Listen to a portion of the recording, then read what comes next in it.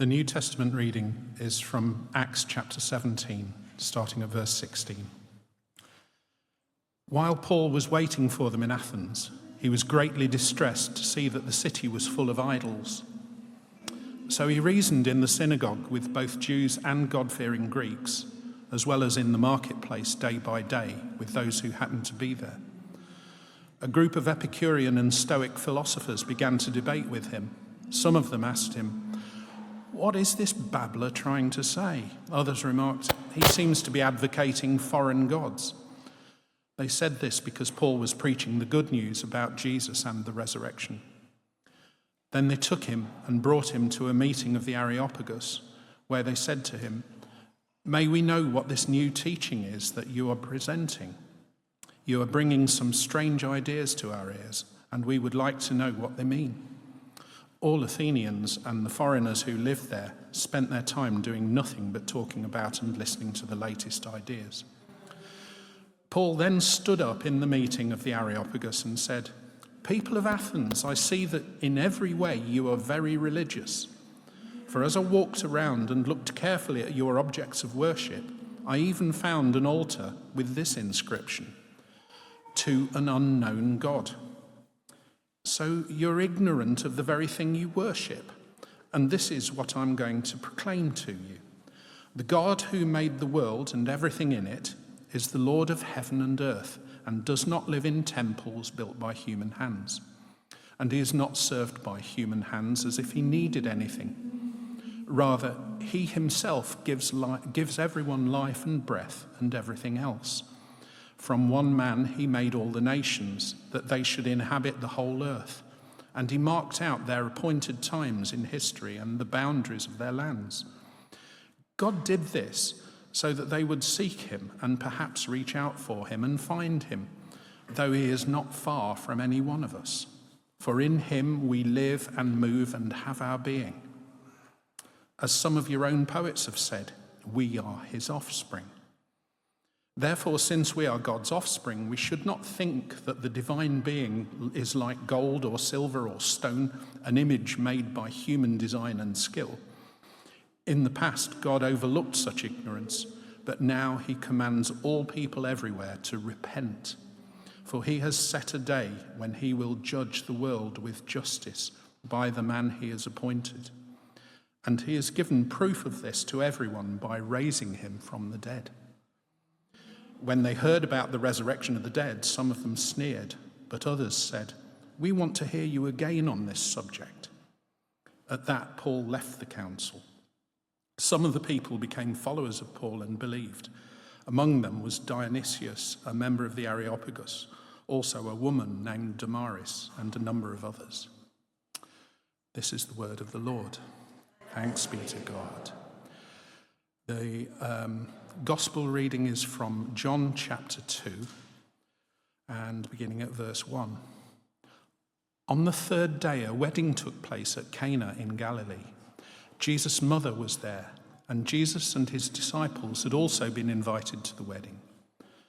When the wine was gone, Jesus' mother said to him, "They have no more wine." "Woman, why do you involve me?" Jesus replied, "My hour has not yet come." His mother said to the servants, "Do whatever he tells you." Nearby stood 6 stone water jars, the kind used by the Jews for ceremonial washing, each holding from 80 to 120 litres. Jesus said to the servants, "Fill the jars with water." So they filled them to the brim. Then he told them, "Now draw some out and take it to the master of the banquet."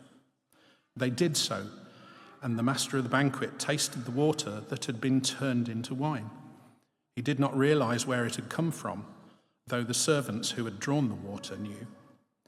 Then he called the bridegroom aside and said, "Everyone brings out the choice wine first, and then the cheaper wine after the guests have had too much to drink. But you have saved the best until now." What Jesus did here in Cana of Galilee was the first of the signs through which he revealed his glory, and his disciples believed in him. This is the gospel of the Lord. Praise to you, O Christ.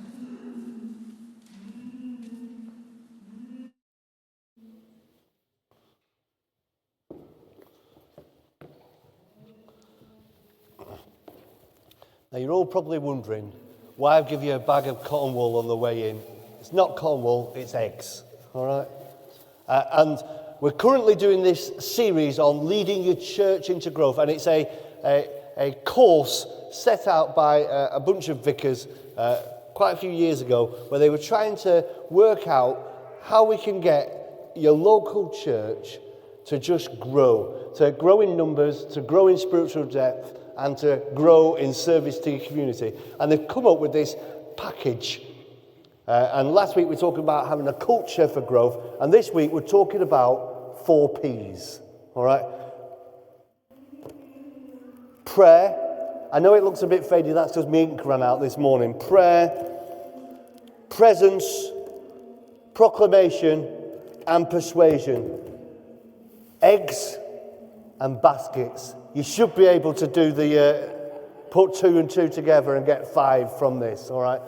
In a minute, I'm going to ask you to put your eggs in the baskets. I want you to think about this church and think about where we spend our time. How good are we at doing these 4 Ps? And then I want you to come up in a little while and put your eggs in a basket.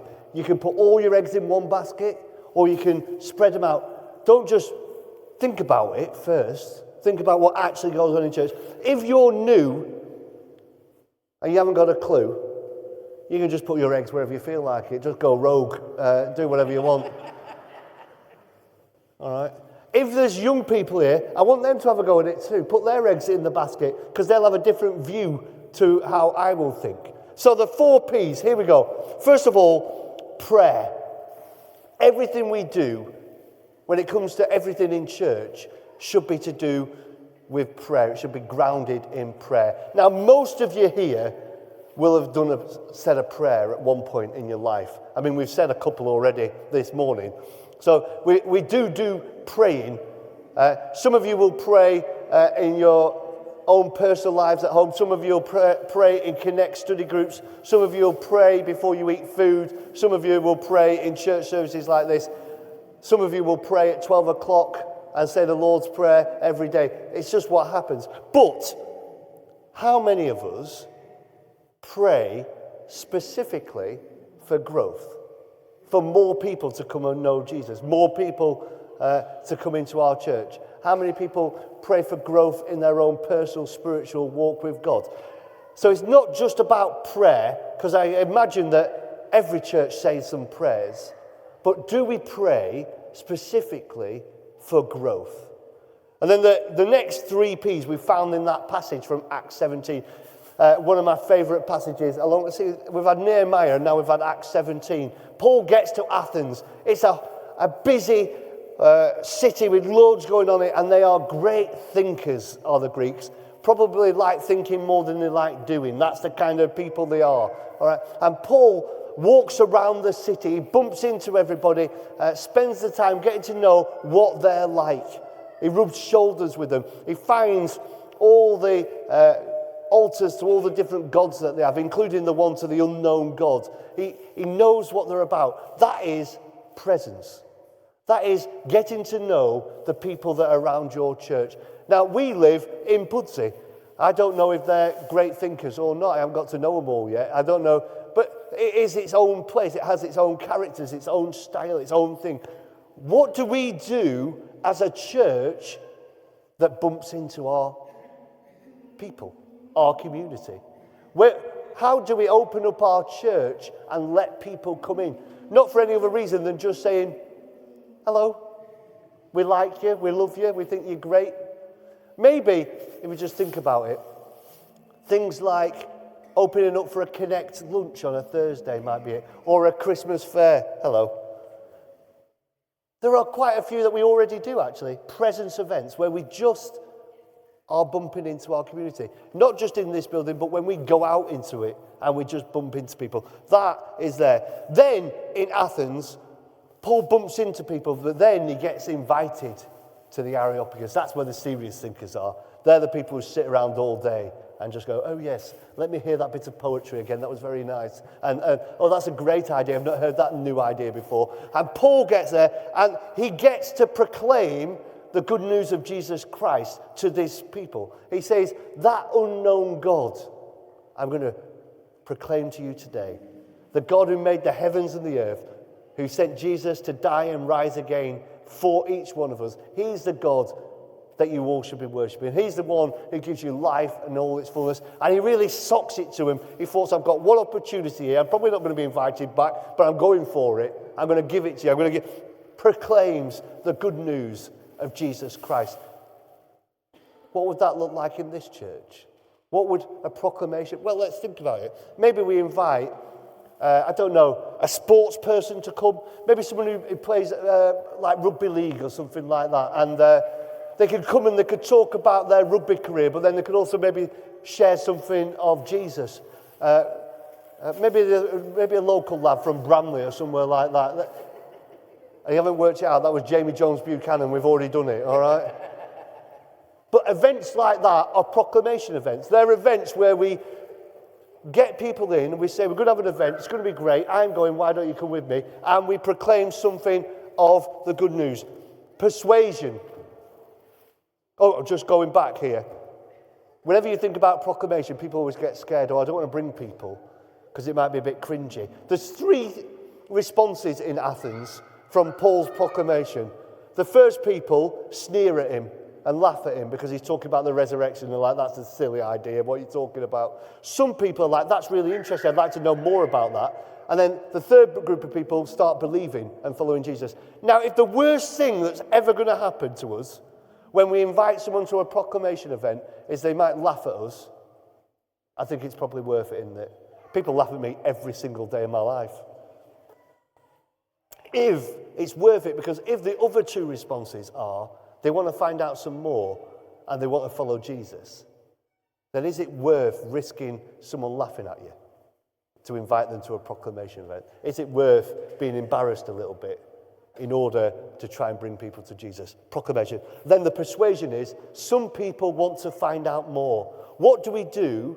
What do we put on that allows us to go, come and find out more, come and ask your questions, come and have a meal on a random Tuesday night in church. We'll show you a video and then you can sit around and discuss it afterwards. And we'll call it, I don't know, catchy name like Alpha. Or what about on a Tuesday evening you can go and sit upstairs and we'll call it Start. These are the things that we put on where people could come and be persuaded. These are the 4 Ps. Just in the next couple of minutes, I want you to come and shove your eggs in the basket, all right? I'll ask them to play some music at the back. Don't overthink it, but don't underthink it. All right? Have a quick think now. What does this church currently do? Are we good at prayer? Are we good at presence? Are we good at proclamation? Are we good at persuasion? You've got 12 eggs in your basket, in your bag. Put them in a basket. Go. While we're waiting for the cue to die down, one question for you. If we could just do one new thing next week, what would you want it to do? One of them events. What do you think we should do next week? Just have a little chat with the person next to you.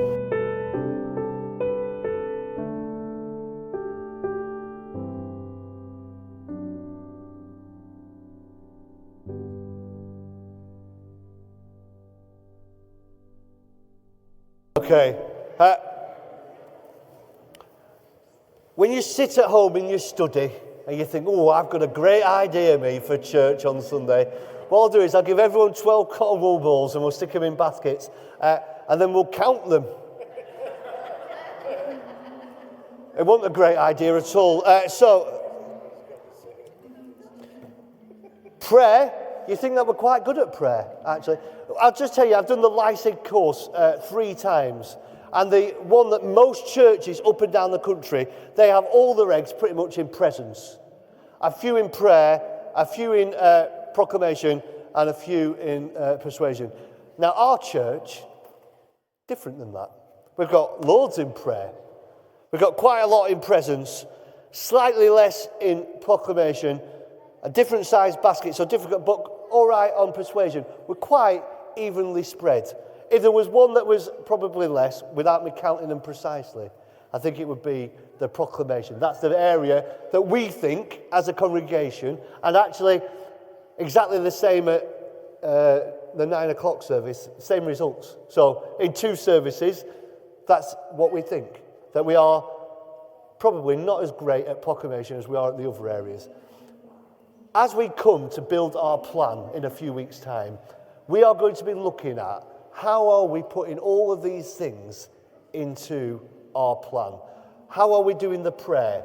How are we keeping it going all the time, continuously praying for growth in our church? Where are we scheduling our presence events in? Are we being organised with it? Are we having one a month? Are we having one every 6 months? Are we targeting the older generation or the younger generation or families or whatever? Are we mixing it up as we go along? Are we, at some of them presence events that we're good at, do we need to make a couple of them into a proclamation event? So rather than it just being a quiz night, do we need to have a quiz night with a little gospel talk in the middle of it, or a testimony in the middle of it? That's one option. So you then take a couple of eggs out of your presence and you're putting them into proclamation and even it out a bit. And then, are we keeping these persuasion groups going? Are we having this regular alpha, regular start courses? Are we making sure there is opportunity for people to come and ask questions and be persuaded by the gospel? 4 P's: prayer, presence, proclamation, and persuasion. If we have them all the time in this church, then God will bring about his growth. I'll just give you one example that's in the Leading Your Church into Growth stuff. There was a church who decided they were going to pray for growth, really go for it. So they wrote a prayer, which we'll use at the end, God of mission, who alone brings growth to their church. Something similar to that. They printed it on bookmarks. They gave it to every member of their church and said, when you're praying at home, pray this prayer. They prayed it in every single service that they ever had. Every home group, they prayed this prayer. And you know what happened? Loads of people came to church. And loads more people came to church. They kept going and going and going, to the point where they said, maybe we should have a break from praying while we deal with all the people that have come to church. If we believe in a God who answers prayer, which I do, then I think if we get all this right, God will answer our prayer and bring about the growth in his church. 4 P's. Amen. Over to you, Dan.